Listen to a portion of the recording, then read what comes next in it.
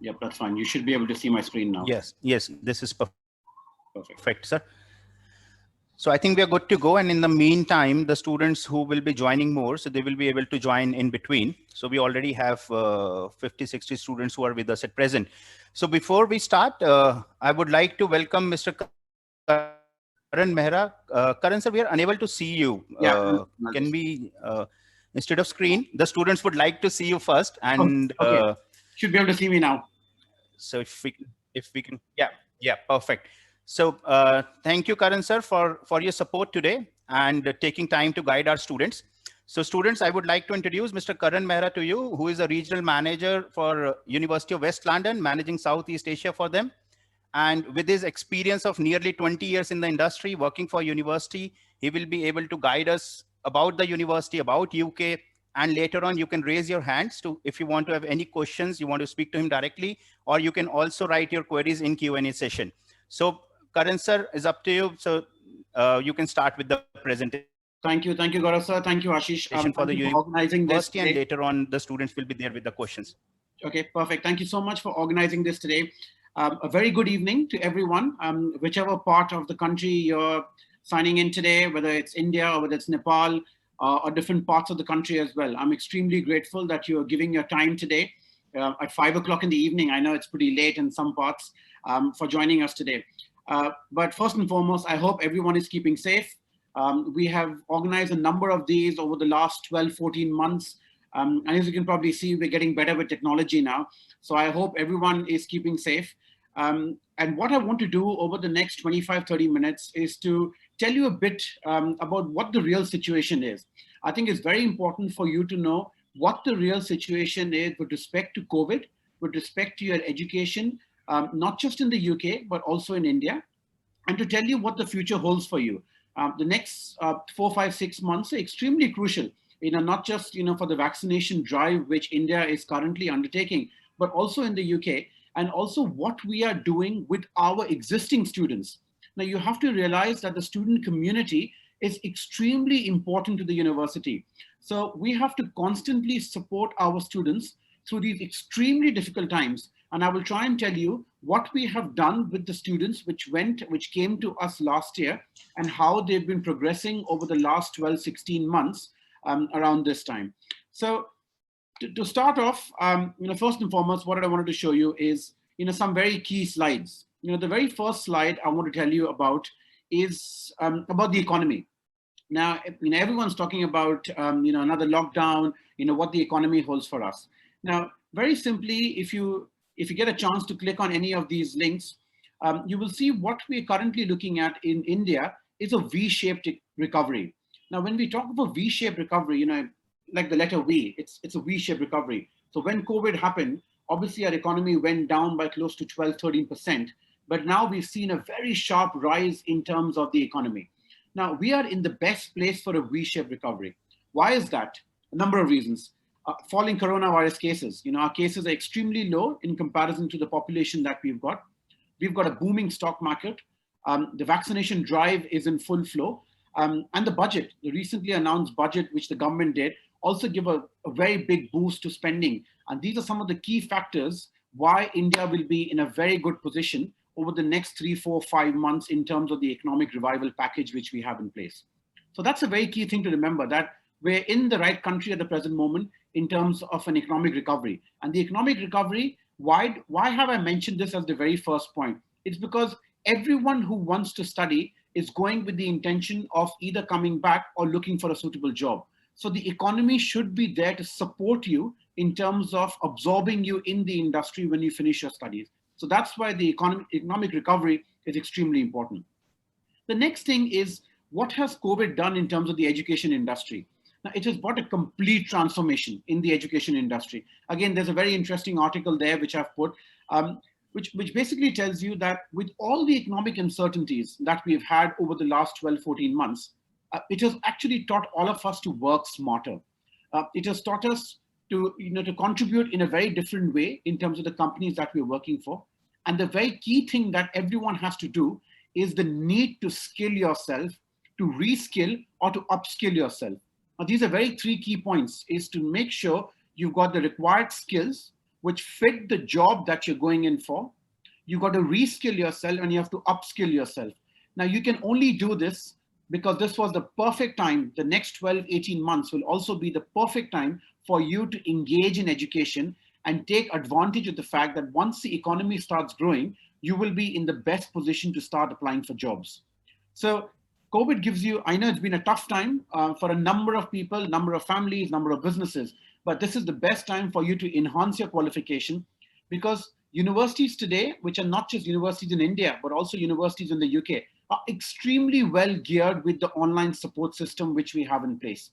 And some of the quality education which we're trying to impart through our portals, through our Blackboard portals, is absolutely phenomenal. It's actually world class in terms of the experience with the students are having, when they're studying their courses. So these are some of the key things that you have to look at over the next 3, 4, 5, 6 months in terms of your proposed plans of coming and studying in the UK. And the final thing is from the UK, there's some very positive news coming from the UK. As you're probably aware, UK is currently under a lockdown, but the Prime Minister, about a couple of weeks back, announced the gradual phase in which the lockdown will end. And the very first thing which the universities are going to do is from the 8th of March, in about 9 days' time, universities will reopen and students will come back onto the campus in a very phased manner. So the first thing is we have students who are doing their final year top-up, and students who are doing their master's programs will come back on campus. And then after every 2 weeks, there's a staggered approach and students will be coming back on campus and will get all the support that they need. Now, we understand it's been a very difficult time for our students. So what the university has done is that we have introduced a COVID hardship fund. You can probably see the link over there as well. Now, we understand it's been financially difficult for a lot of people, in terms of arranging money to pay for their fees or their expenses. So the government's not only there to help you, but the university is also there to support students who've been significantly impacted financially and who can demonstrate that there has been an impact on them on the tuition fees or living expenses. So we've started giving out awards for up to £500 to most of our students, whether it's the home students, international students, or domestic students, to help them tide over this time. So the university is doing a lot in terms of giving the support what the students need in these times. So like I said, the next 6 months from the UK, very positive feedback coming. The vaccination drive is in full force. Vaccines are being given to a number of sections of the society. So we are anticipating that over the next 4, 5, 6 months, things should be absolutely coming back to normal. So that's something which is very positive for people who are actually planning to start either in June, July, or in September as well. So every time we start these presentations, we talk about how the economy is getting affected, or how many COVID cases we've had, or how long the recovery is going to take place. Today is the very first time in so many months, I've had some very positive news to share with you. This is positive news, not just coming from the UK, but also from the Indian front as well.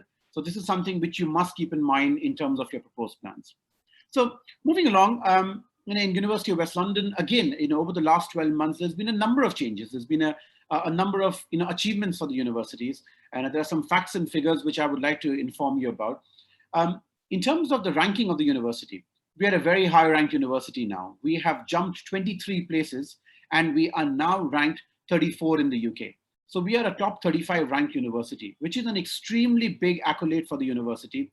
And we are the top modern university in London. So when I say top modern university in London, there are close to 25, 30 odd other universities in London. And we're the top modern university in London as per the National Student Survey of 2019 and 2020. Now, let me explain to you what NSS stands for. You will see these facts and figures and you'll probably be like, what does NSS stand for? NSS stands for National Student Survey. It's a feedback which the student community gives. It's not done by Guardian, which is a newspaper. It's not done by Times or the Sunday Times, which is again a newspaper. It's done by the students. So this feedback is the most crucial feedback, and these rankings are the most important rankings for university. So we are the top modern university in London as per the National Student Survey of 2019 and 2020. Again, in terms of, we are the University of the Year for student experience. Extremely crucial. When you come, your student experience is what will determine your time at the university, whether it's a 1-year period, a 2-year period, or a 4-year period. And we are the University of the Year for student experience as per the Times and the Sunday Times Good University Guide.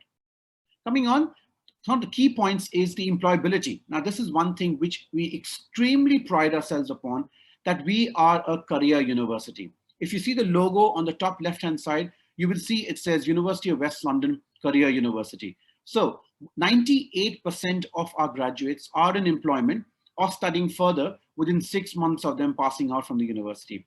And this is as per the HESA statistics. Now, the HESA statistics are the government statistics. Again, not our statistics. The government does this survey.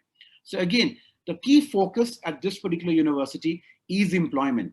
Whether it is giving you courses which are very industry relevant, or giving you courses which come with internships, or helping you in terms of looking for employment on completion of your studies, not just in the UK, but all over the world. You must remember that we have something called the Careers and Advisory Services at the university.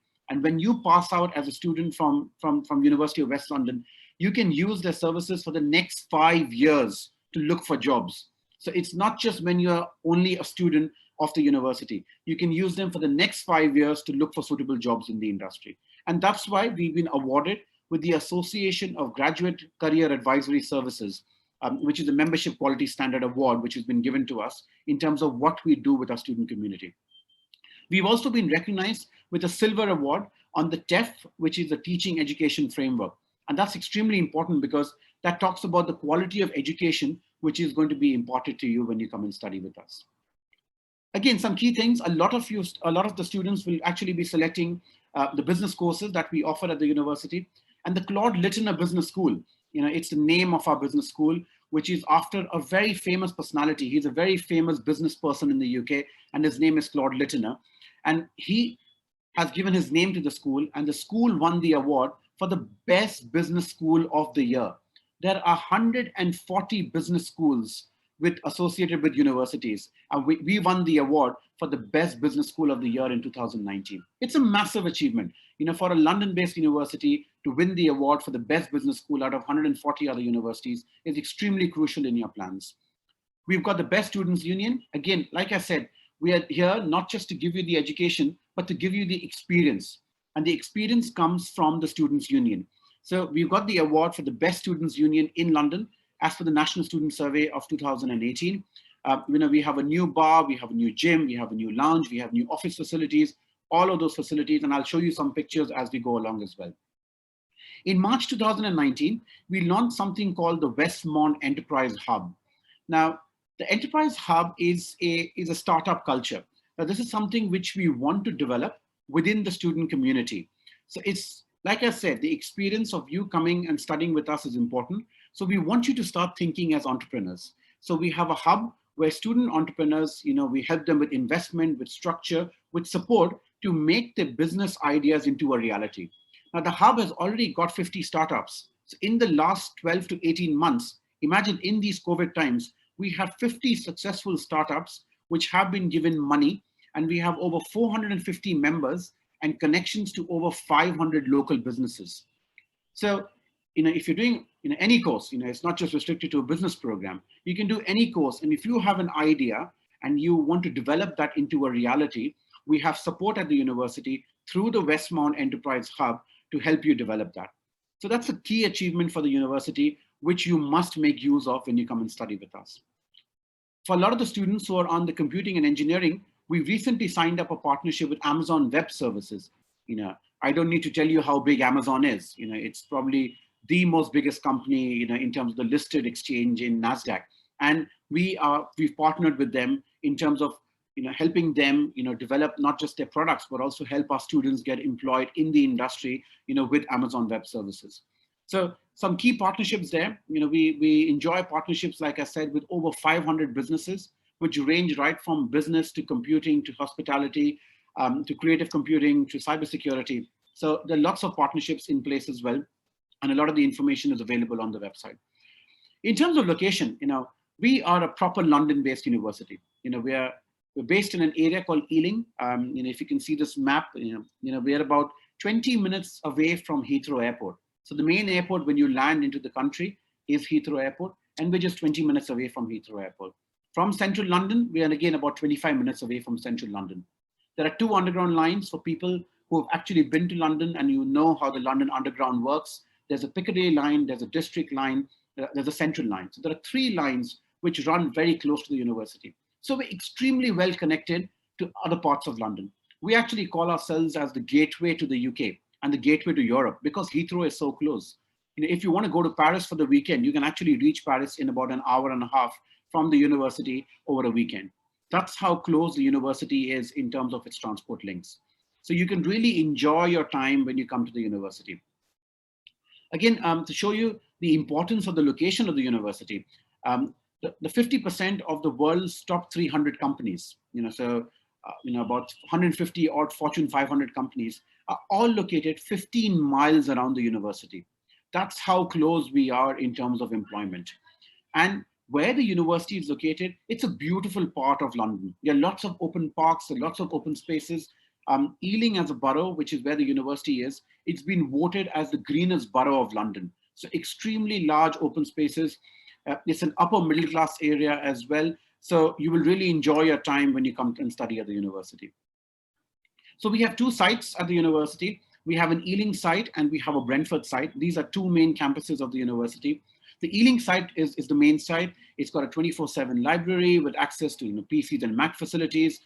We have a heart space, which is like the main central area of the university. We have lots of cafes, we have shops, we have Starbucks coffee, lots of coffee shops and things like that. That's where the Students' Union is, which is where we have the bar, cafe, and the gym facilities. We have student services, the academic offices, the international office are all based on the Ealing side.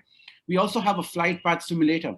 For a lot of our courses now revolve around aviation and travel and tourism management and strategic tourism management. And we actually have a live 737 plane, at the university. So students can get first-hand experience of a flight path simulator. Then we have a Brentford campus, which is about 1.5 miles away from the Ealing site. It's very freely connected to the Ealing campus. It is where we run our nursing and midwifery programs, and it's a simulation center. Again, it's got a small supermarket, it's got a students' union, it's got library, it's got study spaces. So we've structured over 2 campuses. We have close to 15,000 students who study on a campus. So we're not a small university in size in any way. We have students from over 120 different countries which study at the university. That's extremely important because when you come as an international student, it's very important that you get a very cosmopolitan mix, of your class. You don't want to be with students from the same nationality. I understand India and China are probably the biggest markets, so you will get a number of students. But we ensure that we have students right from South America to North America to Japan, South Korea, Australia. So you will have students from lots of different continents who come and study at the university. So the cosmopolitan mix will definitely be there and you will enjoy that experience. Like I said, our facilities are absolutely, state of the art. We have new teaching spaces, we have industry standard recording studios. We have our own radio station, the university's radio station. I explained to you about the Westmount Enterprise Hub as well. What we also have is something called a food innovation lab. So there are a number of companies, who want to innovate and, come out with food products for the supermarkets. They actually test that on our campus. That's how good we are, in terms of the food innovation lab. We have a new refurbished gym as well. So you can see probably some pictures over there. We've recently invested 150 million to 200 million pounds on our campus development. So some of the resources and facilities on the campus are absolutely state of the art. And that's why we won, like I mentioned earlier, we won the award for the best students union and the best campus, which is there amongst all UK universities. So that's some of the key things that you can look at. Okay, so moving on. Right, so in terms of the courses and how it is done, we have 8 academic schools at the university. We have a School of Computing and Engineering, we have School of Film, Media and Design, we have London College of Music, we have a School of Law and Criminology, we have the College of Nursing, Midwifery and Healthcare, we have School of Human and Social Sciences, we have the London Geller College of Hospitality and Tourism, and then we have the Claude Littner Business School. So large variety of courses are offered. We offer courses right from foundation level to undergraduate, to postgraduate, to PhDs. That's the range within which all the courses are offered. We have an extended master's option as well. Some of you might have applied for the extended master's programs, which start in June and in October. And then also we have the PhD and doctoral study. That's again a very key focus of the university right now, is to push a lot of our PhD programs. So we have a wide array of PhD programs being offered at the university as well. So there are lots of different programs which are offered. I just want to give you a snapshot of the fees and the bursaries and the scholarships and what we do. We have a standard tuition fee. You can probably see it on the right hand side of your screen there. The undergraduate tuition fees are £12,750 for each year, and the postgraduate tuition fees are £13,250. If you want to do the extended programs, that tuition fee is £14,975. If you want to do the postgraduate programs, tuition fee is about $14,500, and on the extended programs, the tuition fee is $16,275. So tuition fees are extremely competitive, in line with what other universities do. In fact, we're actually quite cheap, compared to some of the other universities, and for some of the duration of the programs that you come and study. We offer a number of scholarships. We have something called the International Ambassador Scholarship. Now, one very unique way of looking at scholarships is that we don't base scholarships on merit. So, if, for example, someone's got an IELTS score of, let's say, 7.5 and a first class in his bachelor's degree, will he automatically get a scholarship over someone who's got an IELTS score of 6 and a second class in a bachelor's degree? No. So it's the same. It just works on the basis of the form. There is a form which has got 5 questions that you need to answer. So depending on the way in which you answer the questions, your scholarship is awarded to you. So it is very, very essay driven. You just have to write 5 essays, and on the quality of answers that you put in for these essays, the scholarship amount is given. People hardly get 5,000. What you get is anything between a £500 to a £3,000 scholarship, when you come and study with us. So very competitive scholarships on offer as well, and you must take advantage of those, in terms of looking for scholarships. Again, entry requirements are very structured, very different, as per different programs. You probably have to look at the university website for extensive information, but I'll just give you a snapshot for a lot of the Indians and the Nepalese and the Sri Lankans, which we have today. For an undergraduate program, you need 60% in your class 12 and an IELTS score of 6 with no band less than 5.5. That, in a sense, is the entry requirement. If you get anything less than that, then you have to come with the foundation program. We have the 4-year foundation program. So when I say a foundation, it is not a 1-year foundation program. It is a 4-year program, which is 1 year foundation and 3 years of your bachelor's degree. And you get one single CAS letter to cover the 4 years of your program. So that's what we do at the undergraduate level. At the postgraduate level, and if you've done your bachelor's degree, you need 55% and above, and an IELTS score of 6.5, to be able to come on and do the postgraduate program. If you've got less than that, for example, if you get, 40% in your bachelor's degree and an IELTS score of 6, then you can come for the extended programs. We have the extended postgraduate programs, which have the intake in June and in October, and you can look at those, to come and study with us. So that's how, in general, it works. There are some specific entry requirements. Some courses do need a portfolio. So you need to look at, every specific program that you want to come and study. So we can help you with that. We can give you all the guidance and support in terms of that. Now, one thing which I want to tell you, which not just what we have learned over the last 12, 18 months. And I think a lot of our student communities also realize that people are now moving away from a lot of the generic programs. I know the popular programs have been bachelor's in hospitality or bachelor's in tourism or an MBA or an international business management. They will always remain popular. There's no denying that. However, what the industry now demands, the industry demands very specific courses. They need people to have specific knowledge of specific skill sets. And that is why, there's a list of, about 15, 16 courses over here. These are some of the new programs which we have recently introduced over the last 12 months. Now, I will go through some of these programs because I think they're extremely industry relevant, and you must look at these programs very closely, especially the modules on these programs as well. To give you an starting example, for a very long time, one of our key strengths has been the bachelor's degree in hospitality management, BA honors in hospitality. We now want students to start looking at hospitality entrepreneurship. You can start things on your own. When you come back to India, a lot of the students who do hospitality start looking at, finding something on their own, or their own restaurant, or their own chain, or their own hotel, or their own family business. So you must start looking at the hospitality entrepreneurship option as well. There's another option there, which is the BSc Honors in International Tourism Management, or a BSc Honors in International Hospitality Management. These have now all got the key international component. Before, it never had the international component. It was just a plain hospitality management degree. The international component has now been attached. So that's, again, extremely crucial, and you must look at that.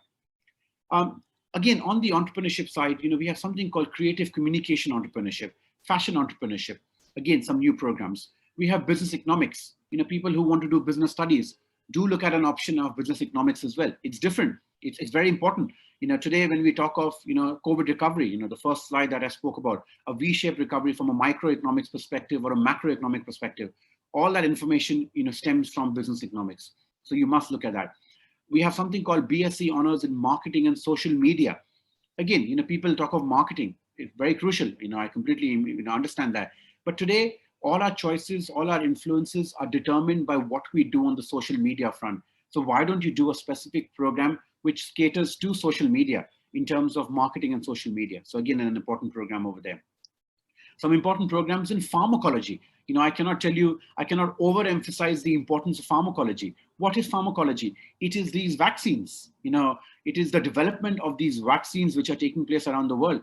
There was a report that, any pharmacology graduate, over the next, they were saying, over the next 5, 10, 15 years, is going to be the highest paid salary person in the industry. And that's how important pharmacology is, in terms of vaccine development, vaccine formation, vaccine discovery. Biomedical science, again, look at what's happening around the world in terms of not just the vaccines which are coming in India or the vaccines which are being developed, the biotech vaccine which is being developed in Hyderabad as well. So again, biomedical science is crucial over there. PhD global health, immensely important. People who are applying to do PhD programs, there's no better way to do it than do it on the global health platform. Moving on the right-hand side, you can see some of the business programs, artificial intelligence, cloud computing, very, very important. Again, it's said that one of the highest paid salary jobs in the industry going forward will be around the area of artificial intelligence. Business analytics, you want to do something in finance, you want to do something in accounting, why don't you do business analytics, something very, very different. Bioinformatics, again, on the healthcare side, it looks into the computing side of healthcare, extremely crucial. Civil and environmental engineering, a lot of places you will do in civil engineering, but very few places you will do civil and sustainable environmental engineering. That's something which we have. Psychology conversion, it's a master's degree. Anyone with any background, can come and do psychology with us. Earlier we would say you need to have a bachelor's degree in psychology to be able to come to do a master's degree in psychology. No longer. You can come with any background and try and do a psychology background, a psychology master's with us. LLM, we have different LLM programs which are there in international banking and finance, international business and commercial as well. Then we have computer games technology. Again, crucial. I cannot overemphasize the importance of computer games technology. And again, for some people who have young children, I've got a son who's 10 years old, and the amount of money which he spends on video games, I can imagine how big this is, how big the industry is.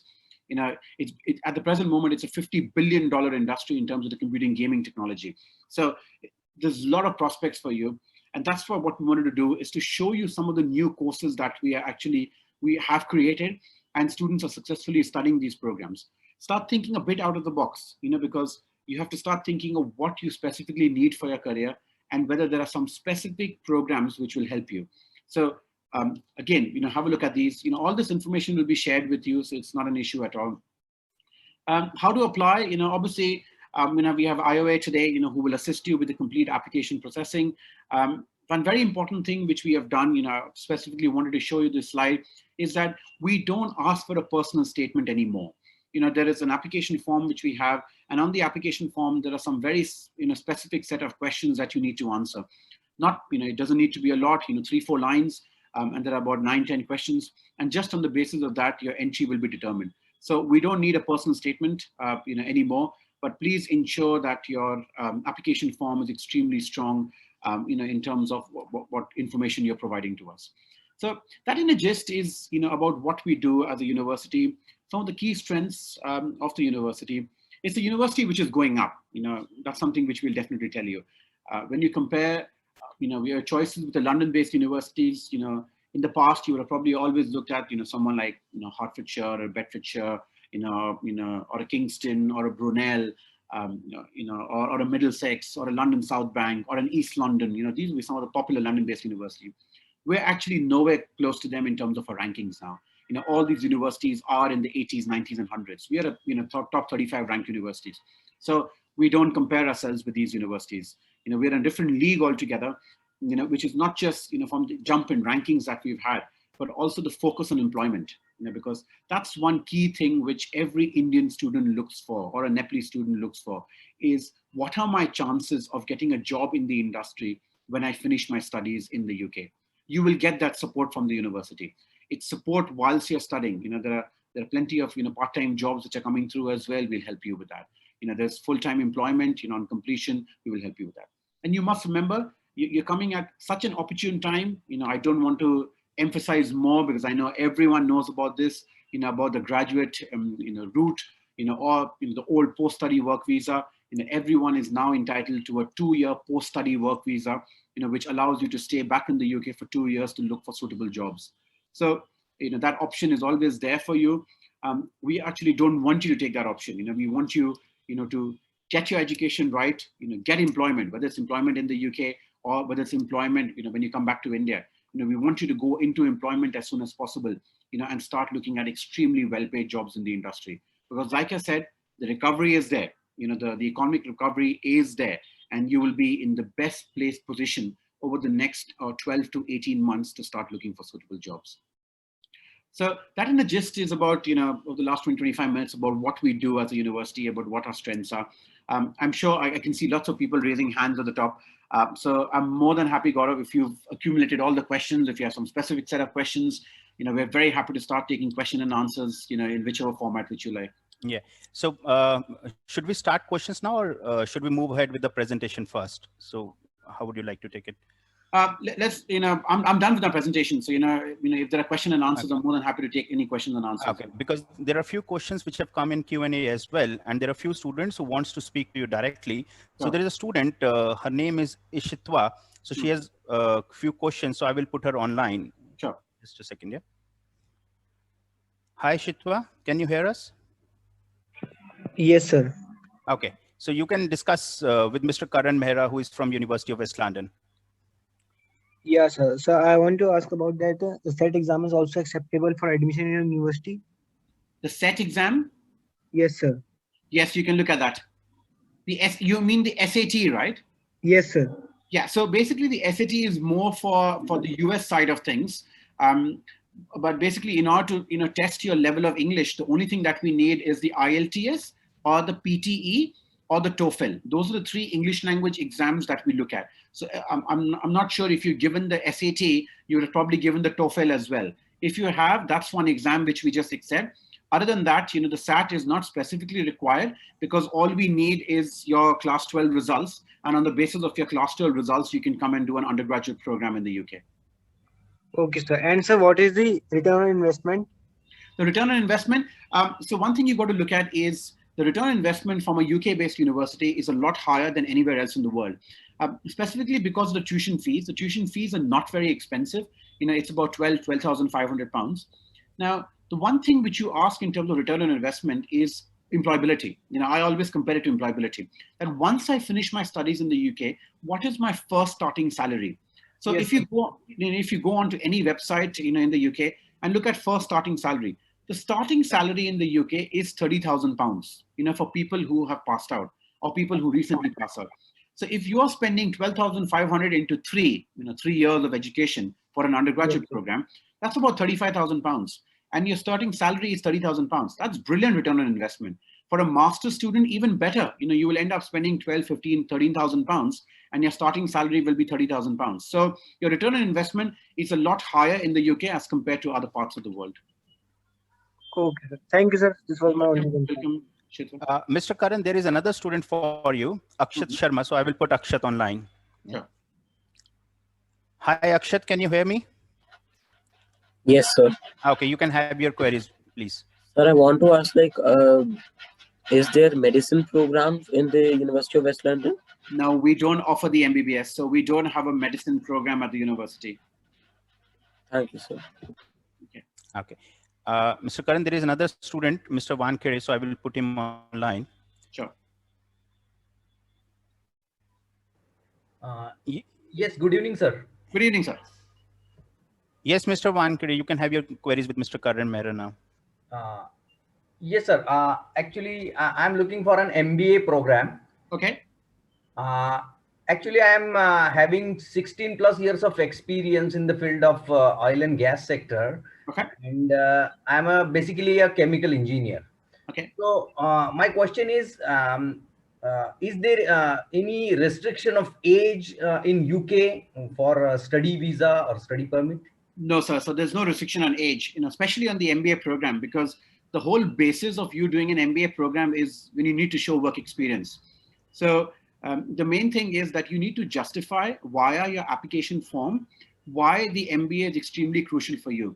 Now, I understand from all the experience which you have, sir, that you must be in middle management or senior management at the present. I'm in the middle management. Yeah, so you must be middle, yeah, exactly. So now you need to justify how the MBA is going to help you in terms of your career progression.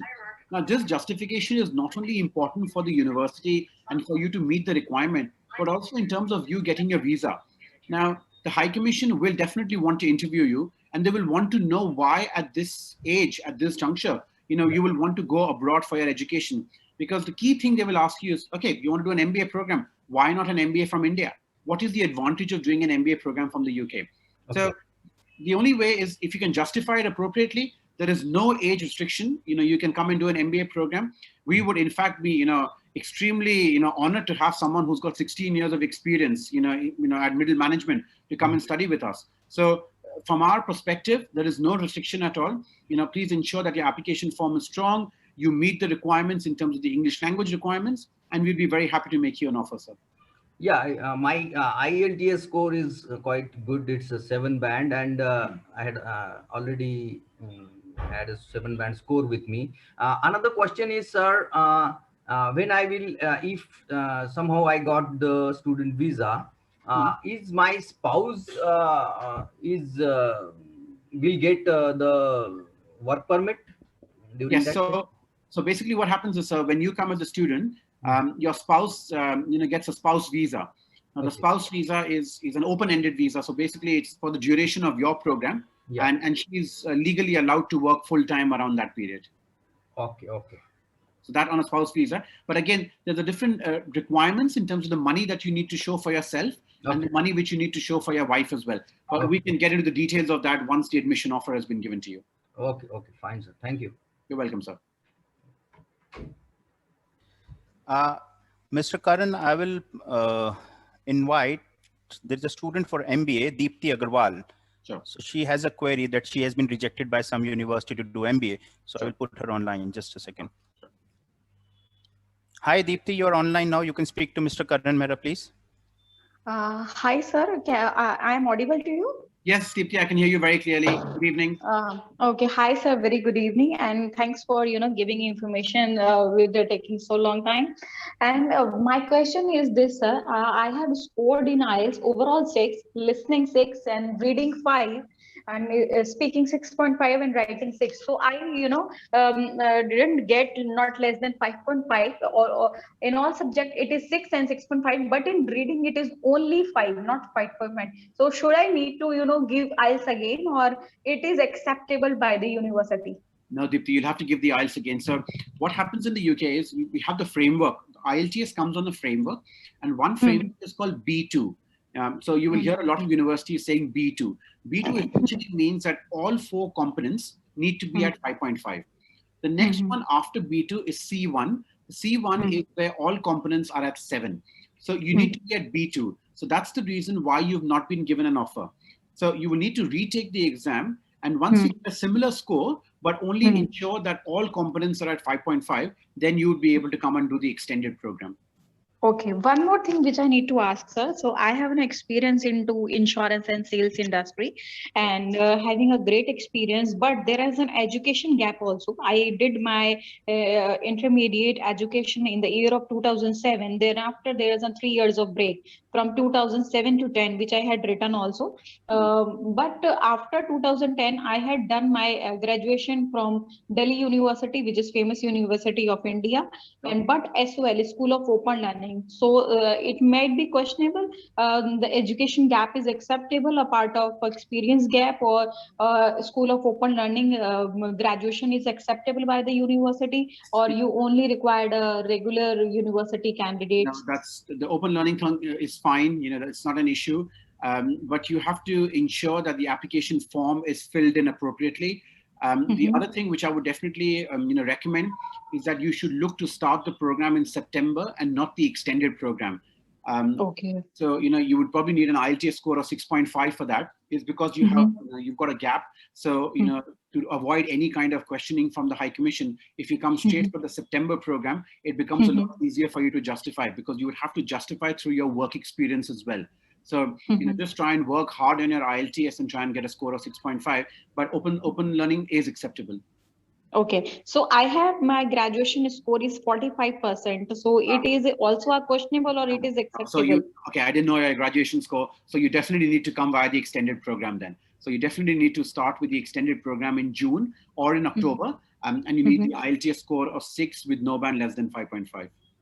Okay, thank you so much, sir. Thank you for great information. Thank you, sir. And Deepthi, even this extended program comes with internship as well. So if you want, you can do 15 months, or you can do 24 months of extended program. So you can study and then you can work as an intern before you complete your study. Yes, sir. It's a great option, and I'm interested moreover with the internship, because it will enhance my skills also, and a part of that I can get the nurture from the UK, from the professional background. What is the criteria to work over there? Sure. Right. So after the webinar, so one of our colleague will get back to you, Deepthi, related to your admission queries. Fine, sir. Thank you so much. Thank you. Mr. Karan, there is another student, Indu, so I'm taking her online. Sure, please. Hi, good evening. This is Indu Nair here. Hi, Indu. Good evening. How are you doing today? Good. Thank you so much. This is regarding my daughter. She's interested in doing her law. Sorry, Indu, we couldn't hear you. Hello, can you hear me now? Yeah, I can hear you now. Yeah. Indu, yeah. So this is regarding my daughter. She'll be finishing her 11th, so 12th next year.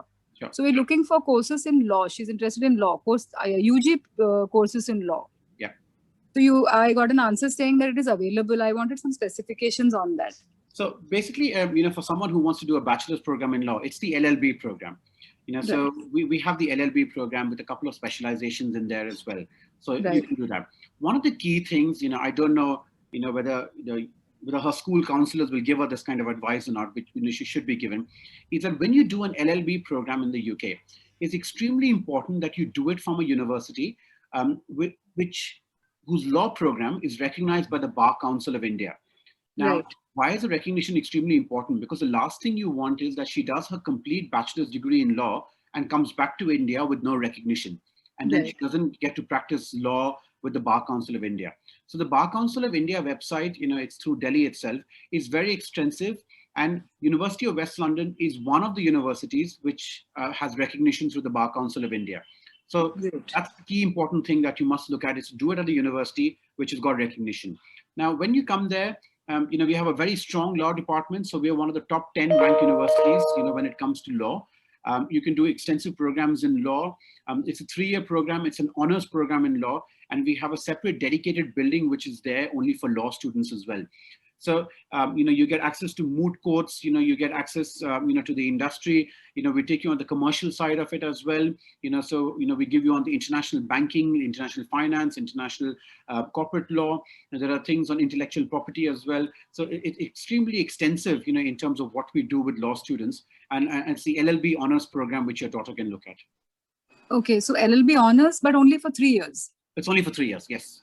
Okay, but a lot of places are there which require 4-year education before you do your PG. So if she has to continue her PG in UK, will it be, I mean, I'm sure it would be accepted in UK, but if it is elsewhere, it won't be, I guess. Yeah, so in America, it'd be a problem because you need that 16 years of education, to be able to do a master's degree. But anywhere else apart from America, whether you want to look at Australia, New Zealand, UK, anywhere in Europe, you don't have a problem because a 3-year law degree is recognized incomparable to any of the UK home degrees. Right. And now another question, for an Indian citizen, is it possible to get a job after doing her LLB or after doing her master's there? I mean, as a citizen of India, because she studied there? No, absolutely. So there are plenty of jobs available.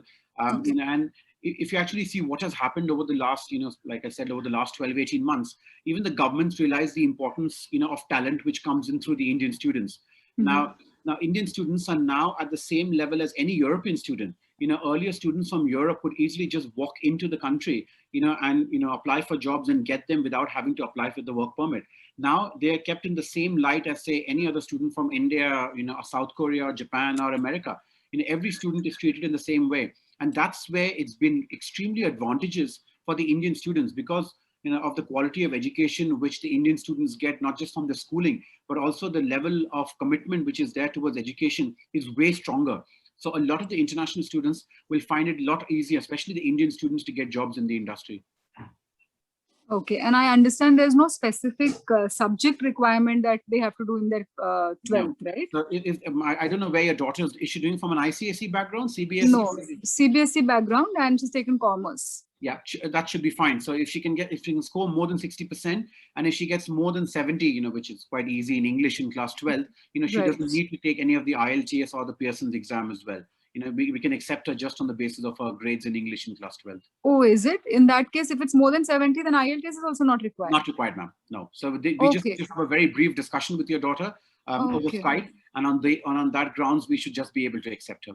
Oh, that's a good thing. Right. And if the scores are very high, does the kid have an advantage there? I mean, if she's a good student, like if she's a 90+ student, does she have any specific advantage there, a scholarship or something like that? So like I said, a scholarship's actually not based on merit, but if she's 90%, that means, she's got extremely good command over the language. So that will really help her in terms of filling up the application form. And if the application form for the scholarship is filled up appropriately, there's a very high probability for her to get the scholarship.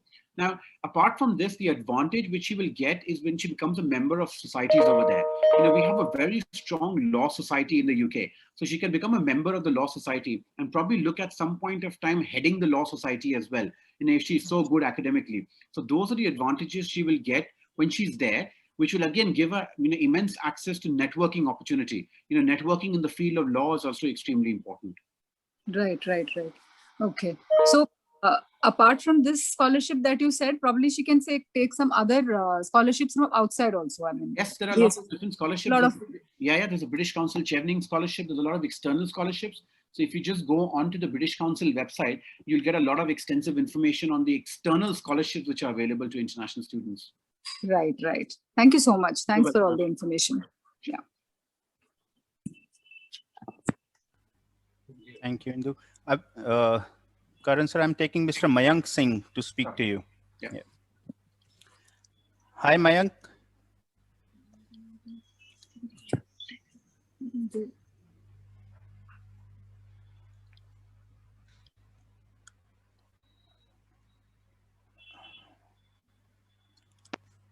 I am audible to you, sir?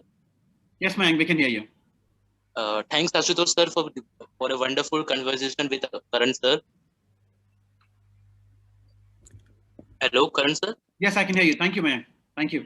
Good evening, sir. My name is Mayank, and I've completed my graduation from SJN Both College, and at this time I want to do the MBA course from this University of West London. Sure. But my financial condition is not stabilized over yet. So the university is providing the free scholarship for the students who are related to from India. Is it possible?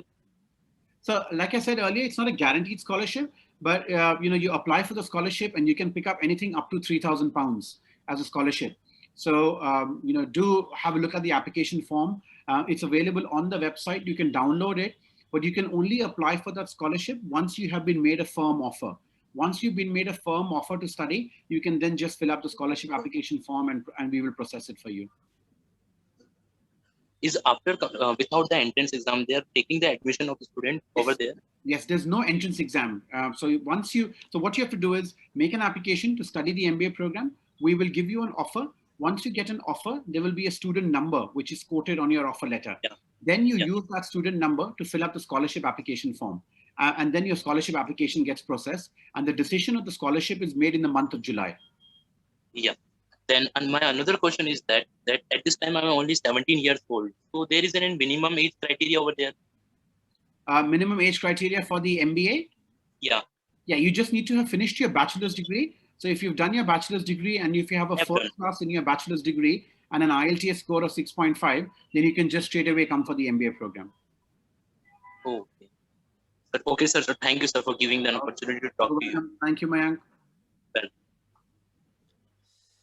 Thank you, Mayank. Karan, sir, the next student is Saurav Malik. Hi, Saurav. Hey, hi, Karan. How are you? I'm good. Thank you, Saurav. How can I help you today? Okay. So, Karan, I actually wanted to discuss the study opportunities for my wife, Kavya Malik. Sure. So, she's 32 years old and she has done her graduation from Delhi University School of Open Learning. Sure. And the stream in which she had completed her graduation was arts, right? BA program. Mhm. Now, she has also done one diploma in teaching, I mean, early childhood care and education from Delhi. And it was a 2 years diploma along with the graduation because the graduation was from distance learning. So she did this diploma in teaching, I mean, primary education. And after completion of her graduation and this diploma, she worked for a school for about 9 months. Okay. In a government school as a guest teacher. Now that was all about her teaching experience and academics. Now after that, she got a job with Indigo Airlines, okay, into their catering department. You know, catering operation, the food which is served in the flights. You know, Yeah. so that was I mean that kind of operation she was managing. So she worked with that company for about 6 years, from Okay. 2014 till July 2020.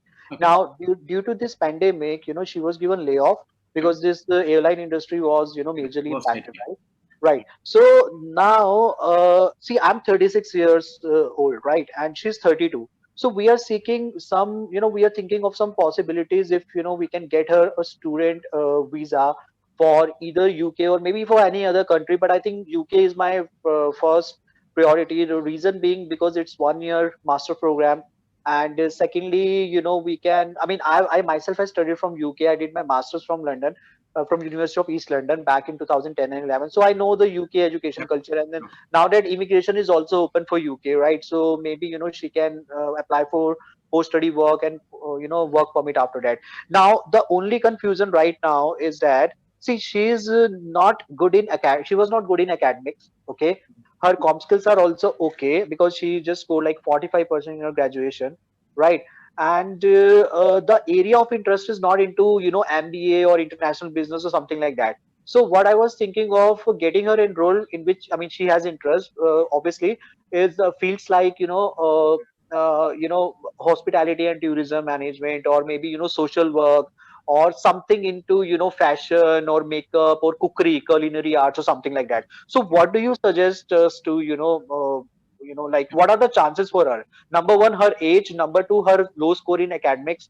And number three is a huge gap in her graduation till now, Yeah. right? So what do you suggest? Yeah. Okay. Thanks, Saurav. That's very extensive information. It really helps us in in giving you proper advice. So the program I can think of, yeah, I would definitely not recommend her to do the MBA program or the International Business Management, because she will struggle in terms of her visa application. Quite frankly, because the High Commission over the last 6 months extremely strict in terms of issuing visas. It's not easy.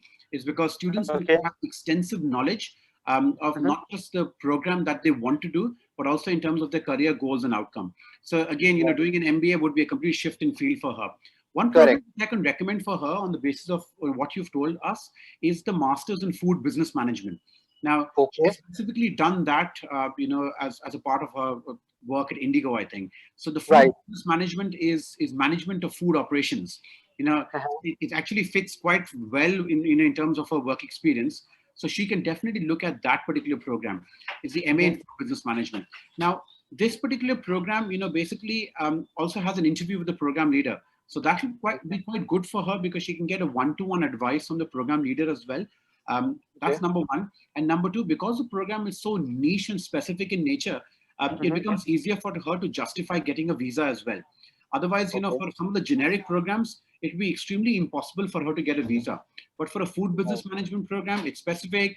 She's worked for 6 years in that particular field. She'll be able to justify what she wants to do on completion of this particular program. So I would definitely recommend the Masters in Food Business Management. Okay, great. Thank you for that information. And so I come up with like two questions after whatever you said. So number one is that, so when you said MA in food business management, is that something related to a field of chef or something, or hotel management? So what would be her job prospect after completing this course? Like which area she would Yeah, the food business management is not becoming a chef. It's the Okay. management of restaurants, it's Quality. management of Okay. food technology. It looks into food technology as well. It looks Right. into food operations as well. So it's not hospitality per se. It's very different from Okay. hospitality. Okay, understood. And how much band would be required in IELTS academic for So this she will need particular program? 6.5. 6.5 and 16 each. Yes. Okay. Now, Karan, I was also looking into the immigration program of UK, which was, resumed back on 1st of January this year, right? Because I think they have stopped it from last 10 or 10 Right. odd years, right? Correct. So now that they have started this points-based system after the Brexit, so I was going through their shortlisted, skill shortage occupation list, right? So I think this particular field was not there, right? Food business management, either chef was there or social work. I mean, which are both related to her field. So I'm actually interested in a course where after completing the program, number one, like she would get a post-study work visa. B, that after completing the post-study work visa, we don't need to come back to India. I mean, see, I'm just giving you my honest Yes, intention, yeah, honest intention, because what happened, I myself has been a victim of this stringent visa policies back in 2010-11, when Mr. David Cameron changed all the visa policies, and they stopped on HSMP, right? So I was unfortunate that I got the post study visa. Okay, but by the time I was eligible for HSMP visa, 1 year before only the HSMP visa got abolished, yeah. right? So I was unfortunate. I had to come back to India, right? I mean, I didn't get an opportunity to settle over there. To be very honest, now I don't want my wife as well to go through all those things. So is there a possibility, like any course where she could also get a job offer which is in highly skilled demand list of UK? The issue sort of is that, like you said, chef is an area where it is a highly sought after job. But what the pandemic has done over the last 6, 12, 8 months, there are no jobs in that particular area now. So that's why, it's coming down the pecking order, in the immigration policy, working, as a chef and things like that is no longer a skill shortage area, because there are hardly any jobs. There are more people who are qualified to do these kind of positions. So that's why, like I said, the next 6 to 8, 12 months are important, because we don't know how the pandemic is coming. But like you said, one of the worst hit has been the hospitality and the tourism industry. So that's where the job redundancies have actually taken place in the UK as well. Not in the business side of things, but just in the hospitality and the aviation side of things. So I think what we can look at is, I would recommend you apply for the food business management program. Okay. And what I would do is, we definitely want to have a discussion with your wife as well. So just, off the records, if you speak to Gaurav, he'll share you my number, and then just give me a call. We can touch base on Monday, and we can have a discussion with your wife and take this more in detail as well. Sure. And this program is in University of West London itself, right? Yes, that's right. Yeah. Yes. And there is another possibility. When you talk about short occupation list, so if you have noticed on 1st of January, so they have come up with two policies. One is for short skill people, and other is for the people who get a job prospects working with tier 2 list of companies. So they have shortlisted a list of companies. So it doesn't affect, whether you are in shortlist or you are not in shortlist. So what they say, you should get a job minimum for £25,300. Correct. Right. Correct. And you need to work for 5 consecutive years and paying tax to the government to apply for ILR. Right. So short skills doesn't matter anymore. You know, the short skill is basically when you want to apply for permanent residency or ILR on point-based system. But if you work in country for 5 years and you get placed with a tier 2 company, so I think it should not affect. Yeah. Understood. Right. So this program is for 1 year, right? It comes with the internship, so it's approximately 18 months in duration. 18 months. And how much would be the approximate fee for this program? It's 14,250.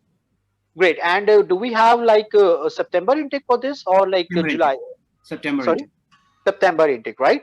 Yeah. All right. Okay, fine. So then I'll take your number from Gaurav and possibly I'll connect with you on Monday on that. I will contact you, Saurabh, after the webinar and we'll sure. Thanks, Saurabh. Thank you so much. Thank you so much, Karan. Thanks, Gaurav. Thank you, sir. Karan sir, another student, Kalyani. So I'm taking her online. Yeah. Hi, Kalyani. Yeah. Hi, sir. Yes, please. Yeah, actually, I'm looking forward for my son's higher education after 11. Right now, he is into 11th, and we would like to do his BTech course or bachelor's in architecture courses in London. Okay. So these are the two areas which he is willing to do. What would be the criteria for these two areas? So the number of programs, ma'am, which he can look at, one would be something in architectural design, one would be something in architecture technology. He can also look at a bachelor's degree in civil or a bachelor's degree in environmental engineering. And something which is also coming up in a very big way is a bachelor's degree in building surveying. So, you know, these would be 5 key areas which kind of cover everything in architecture, which he can look at. The very simple requirements is that he needs to take physics and maths in his class 12th for architecture. That would be important. He needs to score above 60% in his class 12. And if he gets more than 70 in English in class 12, he gets a waiver on the IELTS as well. Okay. Actually, now till 10th class, he was into CBSE curriculum. Right now, we have taken in state board. So is this also fine for him for not appearing to IELTS? Ma'am, in a state board in 11th and... Sir, pardon? What subjects has he taken in his class 11?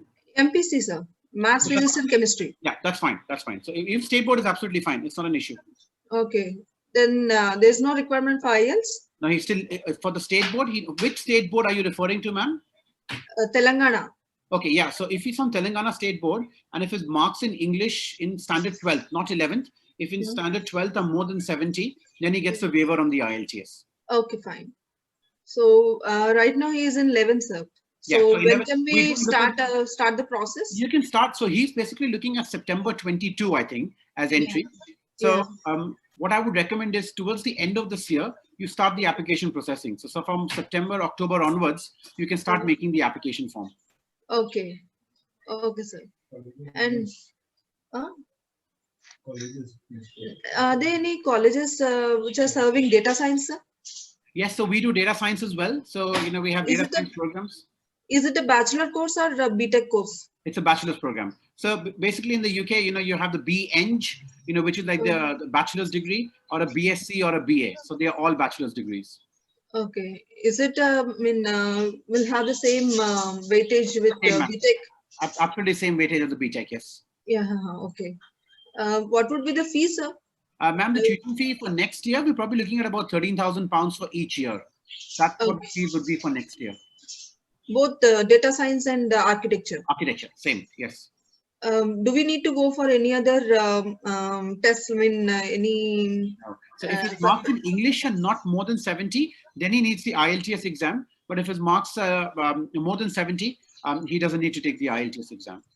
Other than IELTS, there is nothing to do? Nothing else. No other exam required, ma'am. Okay, sir. Okay. And Kalyani, one of my colleagues will get back to you after the webinar or most probably on Monday. So we can discuss further on to the case. Okay, fine. Thank you. Thank you. Karan sir, there is another student, Pavitra. So I'm taking Pavitra online. Sure. Hi, Pavitra. Good evening, sir. Can you all hear me? Yes, hi. Good evening, Pavitra. How are you doing today? I'm fine, sir. Thank you. So I was kind of curious if there is any financial need-based aid in UWL. Sorry, can you repeat that again? There's financial? Need-based scholarship? There's no financial need-based scholarship. We only have the International Ambassador Scholarship. So that's the only scholarship that you can look at. Is there any other way? Or some other? You can look at external scholarships. There are different organizations, like I said, the Chevening Scholarship, and there are other external scholarships that you can look at. But for us, from the university perspective, the only scholarship is the International Ambassador Scholarship. So there is another question. Do you accept Duolingo tests as well, or just IELTS, TOEFL, and No, we don't accept the Duolingo. So just the IELTS or the PTE or the TOEFL. Those are the only tests that we accept. One more. Actually, I have done my boards, that is till 10th in ICSE. Yep. Then I had taken state board as my 12th because there was some 6-month gap. So Sure. I wasn't able to get into the other colleges. Sure. There hasn't been any official gap, but there was some gap. Sure. And in my state boards also, I haven't taken any regional languages. My proper study subjects were actually PCMB as well as English. And for an ML also, I had taken alternative English. Okay. So the problem is in my English, it is around 62. And in my alternative English, it is, I think, 78, something like that. Okay. So you would, because of state board, you would still need to take the IELTS exam. Okay. Okay. Yeah, so the IELTS would be compulsory for you. Okay. Thank you, sir. Okay. Thank you, Pavitra. Thank you, Pavitra. Karan sir, I'm taking Disha Singh online. Sure. So she wants to discuss with you. Yeah. Hi, Disha, you're online. Hello. Hi, Disha. Good evening.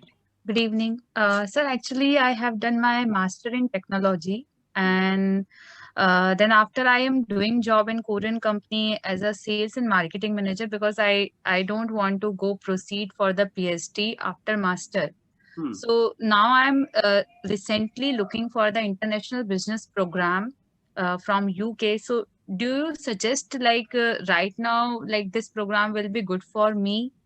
So The reason being asking, because everything right now is online, everything is like on social media. So is there any program, do you have like this combination of master and digital marketing or master with social media? So I think that will be more better for me as per my perspective. Yes, that's right, Disha. So which year did you finish your bachelor's degree?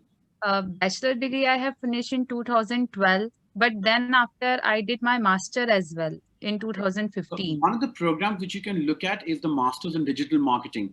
I would not recommend the international business because it's too generic for you and it doesn't fit in with the work experience that you've got as well. So on the basis of your work experience, we have a master's degree in digital marketing, which is also recognized by CIM. Now, CIM is a Chartered Institute of Marketing. So we have recognition from CIM onto our Masters in Digital Marketing program.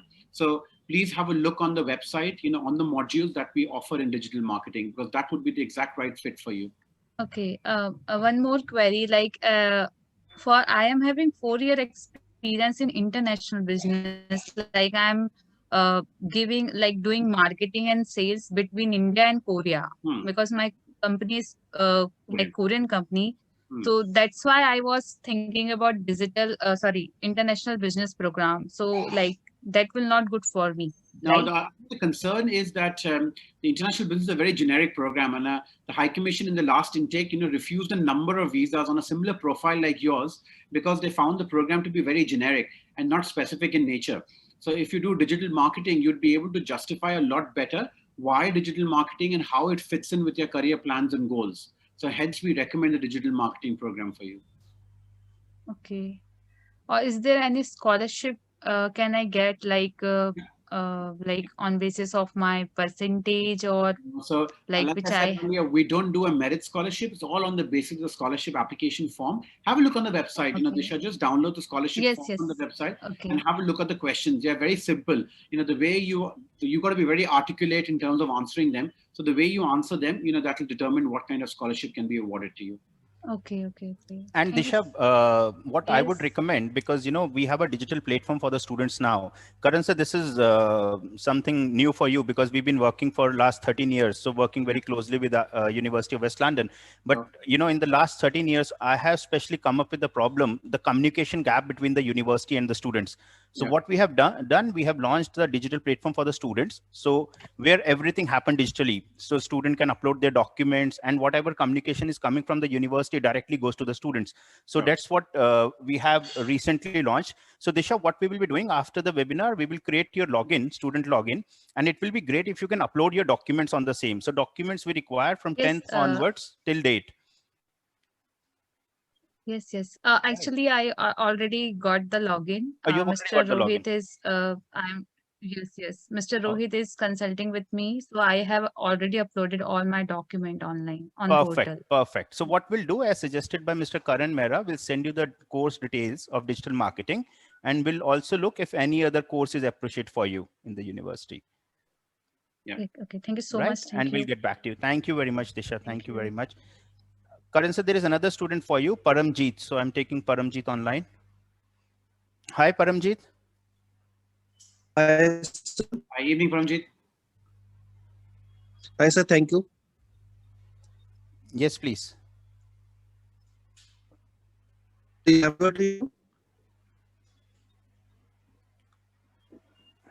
Hello.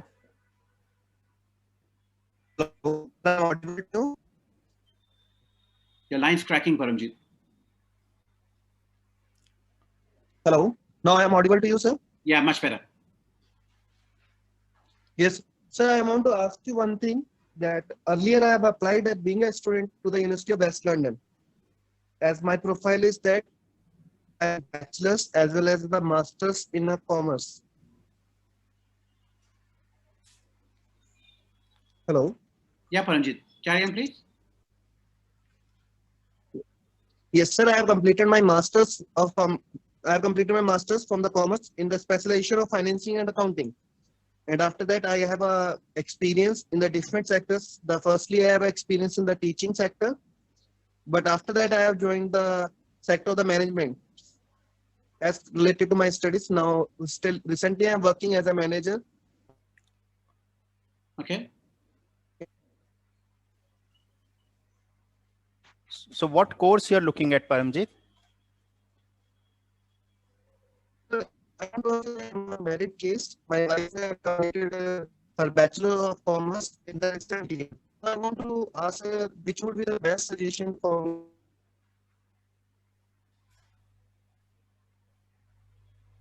So your wife has, you mentioned, is this for your wife or is this for yourself? I think he wants the course for wife. So the wife has done BCom. Okay, so we'll have to look at it. We'll have to look at it separately. Obviously, it's a spouse case, so we'll have a look at it separately. So if you can just give him my number, we can have a discussion with him on Monday. We'll do that. Paramjeet, your voice is not clear. I think there is some network issue. So one of our colleague will contact you after the webinar, and will be able to guide you in a better way, right? And even if you want, I can fix your meeting with Mr. Karan Mehra on Monday. Okay, sir. Thank you, sir. Right. So, thanks, Paramjeet. Right. Thank you. Okay. Thank you, Paramjeet.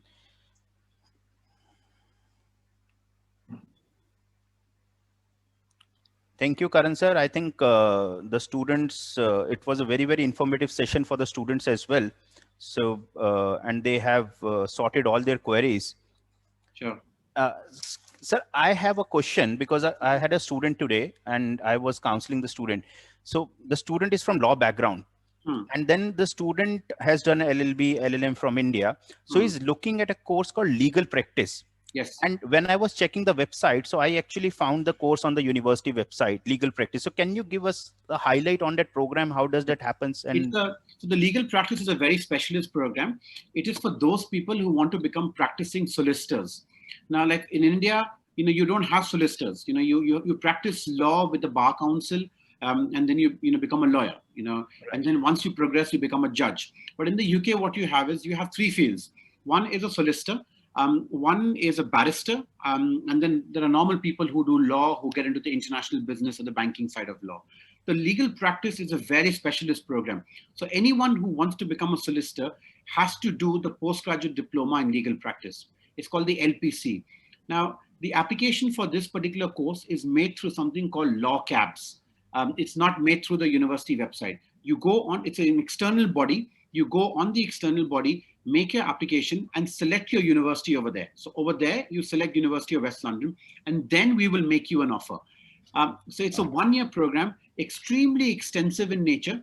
This student will qualify, what you've just told me, the student will absolutely qualify for the program. It's so extensive that you have close to 40 exams over a 48-week period.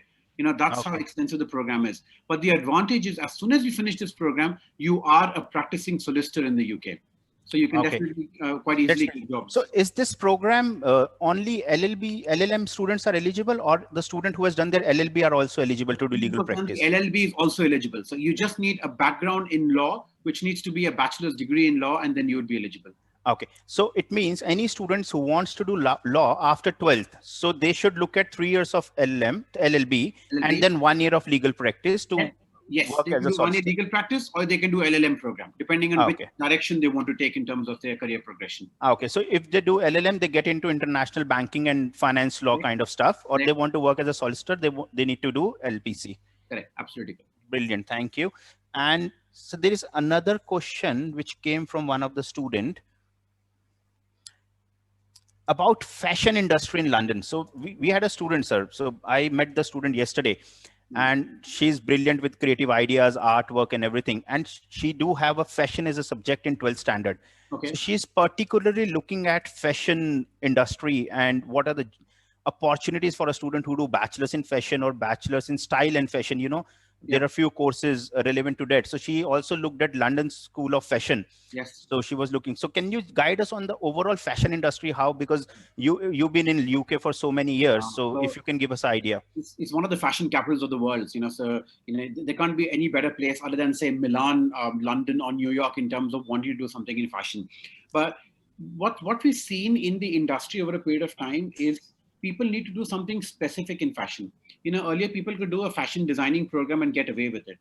The industry doesn't want that now. The industry wants you to do fashion imaging, fashion photography, fashion promotion, fashion branding, fashion packaging, fashion merchandising. So we have all of these programs which run as separate programs. We have a fashion designing program that's there, but you have specific fields into fashion as well. And this is where I think the students should start looking into something specific. Having fashion designing, there are hundreds and hundreds of people who do fashion designing, but having something specific in that particular field is what the student should be looking at. And the industry demands people, who have the specific knowledge in fashion, fashion imaging, like I said, fashion photography, fashion promotion, these are some of the key areas that the student can look at. And London will give you that advantage because even at the university itself, we have 2 fashion shows which take place every year. And you have leading people from the industry who come and see the students' work right from the first year of their work as well. So that's why, you will have immense networking opportunities being available to the students when they come and study in fashion. Right. So I think London is the right choice for the students who are coming and looking for London, the fashion. Absolutely. All right. All right. And I think, sir, these are the 2 queries. What I have everything has been covered in the presentation, and the students have also supported well with their queries. So it's a great session. And so before we end, we would like to have your feedback working with IOA Global for the last 13 years now. So that's very, very important for our students as well to know. Oh, absolutely. I think for everyone who's hearing this, I have worked with, Gaurav, Ashish, the entire team for the last 13 years now. They've been extremely professional. Now, one of the key things that we've seen with them is like what Gaurav just explained, what we've learned over a period of time is how to imbibe into technology. And that is one thing which they've done very well. I know for a fact that, we've taken so many students, through their company who've not even seen us. They've been so good with technology. We've done everything through online with them, whether it's meetings, counseling, application support, visa counseling, everything has been there.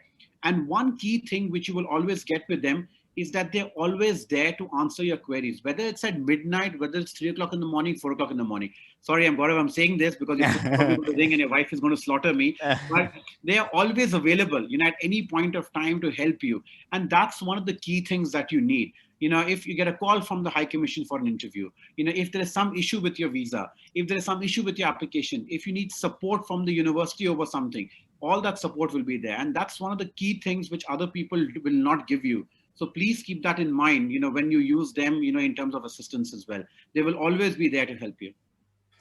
Thank you very much, Karan sir, for your kind words. And we will not let you go because there are a few more questions which have come Oh, for sure. you. No So problem there at is all. another student, Malaika Singh. So I will see if I can invite Malaika Singh.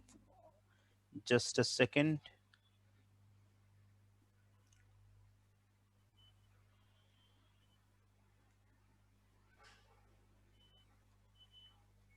Hi, Malaika. Malaika, you need to unmute your mic. So you're online with us now.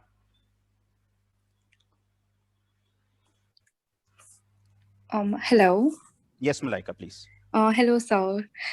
So my question was that I'm looking for applying to colleges in Canada, but UK is also somewhere on my list, and I want to pursue psychology for my undergrad. So I just wanted to ask that what are the pros and cons of both the countries, or if UK is better than Canada in this term? So that is what I wanted to ask. You want to hear my opinion? I'm from the UK, so I'll give you a very biased opinion over here.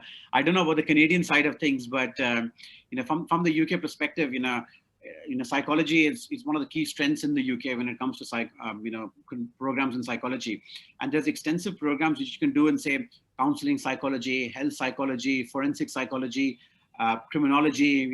You can mix. Now, one of the advantages which you get in Canada is looking at that major minor combination, which I'm sure you probably like, trying to do psychology with something else. Now that's now also available in the UK. So you can try and combine doing a bachelor's major in psychology and combining that with, say, criminal psychology, or forensic science or things like that. So those are things which are coming up now in a very big way in the UK. That's something which you can definitely look at. Other than that, Canada is too cold for me. And so, Malaika, I will not say anything else against Canada. Quality of education is extremely good over there. It's way too cold and way too far, from India, for students who go there. But UK is one of the key strengths. Growing is psychology, combining with a lot of minor options now. Okay, thank you so much, And sir. Malaika, if you want to Yeah. have my thing as well, because I do promote Canada, I do promote Australia, New Zealand, UK. But for me, if I compare Canada with UK, I would suggest you to go for UK.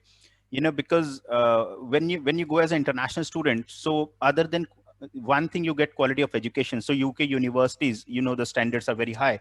Secondly, the cosmopolitan culture is very, very important. Because you should be studying in different cultures. You should have students from Philippines, Indonesia. You should have students in your class from Nepal, Sri Lanka. So that one thing which is actually missing in Canada. So that's what I have been noticing. We've been promoting Canada for so many years also. And there are students who particularly want to go to Canada. But the only problem what they face, other than cold weather, is if there is a class for 40 students, so out of 40, you find 25 Punjabi students sitting in the class, so the kind of exposure what international students look for, that is kind of miss in Canadian education system. So that's what I personally feel. And how. So is it like that in every university? I don't think it will be like that in every if you talk about University of British Yeah. Columbia, if you talk about University of Toronto, Alberta, so you might not get this kind of atmosphere, but the middle segment universities and the community colleges, so that's one thing which is there. So I think that's one thing you should consider before taking the decision.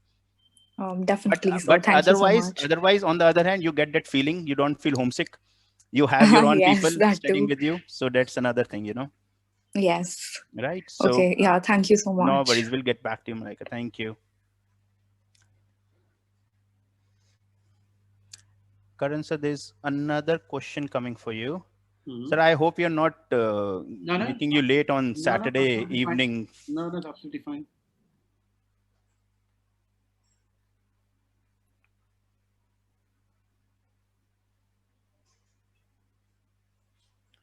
I think Rupesh, do you have a question? Because I can see something in writing from you. I'm reading that question as well. That's the one from Rupesh on SAP, right? This is from one of student, Indranil. Okay. Okay, Rupesh, what's the question? Can you please speak so students can also listen to this question? So the question is, I have SAP basis skills in software job and now planning to do MSc International Business without any background in that field. So what skills or certification need to be added to get a job as a South Asia? And so if I don't have any skills or certification from homeland, how can I employer hire me, and what I need to do along with a degree? Okay, so I think the key thing is, for the international business now, the University of West London requires students to have a background in the field of business. Now, if the student is talking about SAP skills based, it seems he is more driven on the computing side.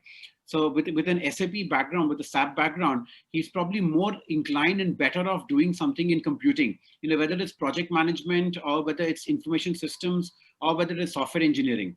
So he would be better off looking at those programs, because for international business, even before I get to his next point about employability, it'll be difficult for him to even get a seat onto a university program, because the High Commission will want to know, what basis he's wanting to do international business. Is he in the industry? Is he employed in the industry? So I think, Rupesh, what we can do is, if you just send a CV of his across to me, I can have a look at his CV, and then we can, advise you a little better, whether he'd be suitable for international business or whether the other programs would be more suitable for him. Sure, sir. Yeah. Thanks, Rupesh. Right. So there is another student who wants to speak to you. Sure. Kamiji. Hello. Hello. Yes, sir. Please. Yeah. Hi, Gaurav. How are you? I'm good. I'm good. Please. Yeah. Thank you. Can I speak to Karan? Yes, yes, please, yes, please, yes. sir. Good evening. Yeah. Hi, Karan. How are you? I'm very good. Thank you. Yeah. Yeah. Karan, you have some time, right? Yeah, please. Yeah, Karan, I did MSc in nuclear medicine Okay. in 2007. Okay. And since then, I have been working with some different hospitals in India and even abroad. Sure.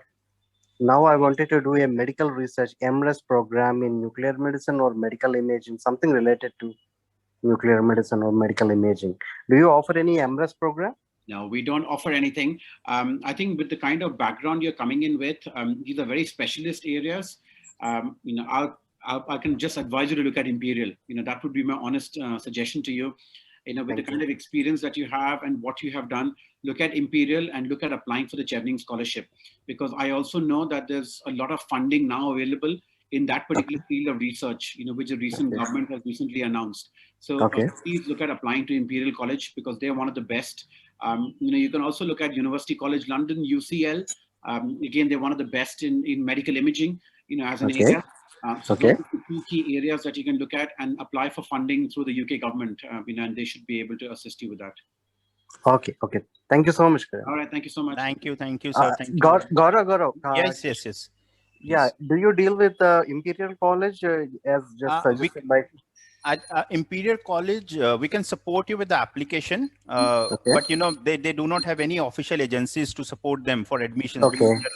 Ranked number 3 in UK, but we can still support you with the application. Okay, Gaurav, in that case, can you do a favor? Yeah. Just you have my mobile number and contact details, right? Yes, yes, we do have. We'll have a clear discussion whether it is Canada is better or UK. So I'm still no worries at all, sir. What I will do, I will contact you personally on Monday, and then we can have a detailed discussion. So I will text you before, so whenever you are free, we can get in touch. Perfect. Right. Thank you very much. Thank you so much, Gaurav. Thank you. Karan, bye. Thank you. Thank you. Thanks. Right. So I think, sir, queries are sorted. And before we end, I would like to thank all the participants, all the students who have given their time. And we would like, thanks for contacting IOA Global for taking our services. And we hope we will fulfill all your dreams, what you have seen, and looking forward for study abroad. And Karan, sir, I would like to thank you very much for all your precious time, and especially on Saturday, I know, because thank you so Saturday, much. Sundays are like off. Time is always there for you, for the amount of effort which you put in, especially with the students. Time is always there for you. Even if you want to do it on a Sunday, I'm more than happy to do this on a Sunday as well. It was in my mind, let's do it next on Sunday. We can get no problem at all. We can do it on a Sunday. But thank you so much, everyone, for your time, for coming in today. And the more we do this, the more lines of communication open between us. So, any queries, please take my number. You can always give me a call and we can have a discussion. All right.